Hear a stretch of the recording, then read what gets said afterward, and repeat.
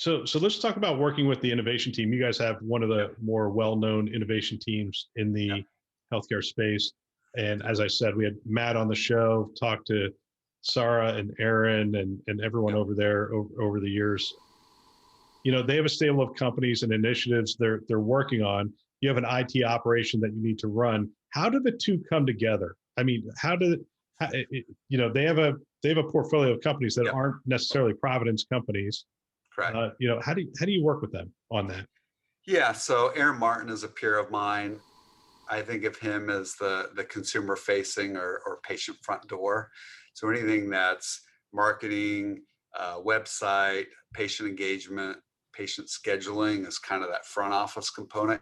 Aaron and his team does as it integrates into things like Epic, and then obviously the core IS infrastructure my team owns. And so there's pretty clear lines of division there. Overall, the partnership is good. You know, they do invest in companies. What's also super interesting is they'll incubate companies like Zelt, where we'll be their first and best customer, and then they'll get spun out to be a separate entity. And so we're also adopters of those. I use Zelt as an example. They're one of the partners we used during the COVID crisis to do some really compelling things. So overall, yeah, it's like any partnership, there can be tension, but overall, it's a strong partnership, and the lines of division are pretty clean and clear. Yeah, it's interesting to me just to ask the question, and I'm not digging for anything. I'm more curious because Yeah. all these innovation arms are very distinct. Like if I went, Yeah. I mean, yours and maybe Jefferson's looked similar, and maybe Okay. UPMC looks similar. But if I go down to Cedars, it looks a little different, and if I go over to Yeah. they're all a little different. And some of the Yeah. CIOs will say, I sort of feel a little pressure here, Yeah. or I've had to give away some of this that I really like Yeah. to have.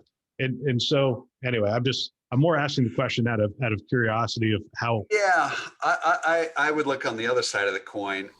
As you know, as an IT leader, we're encumbered with a lot of technical debt and baggage.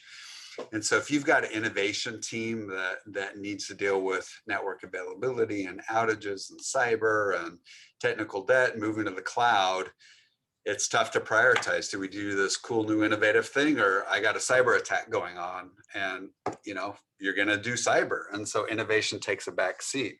So by separating us and saying, hey, Aaron, you get to work on innovation where BJ's stuck dealing with cyber attacks, it creates this nice division where Aaron knows I have his back, and I'm working on a cyber attack, and so I can take care of that, and it really frees his team up to focus on innovation.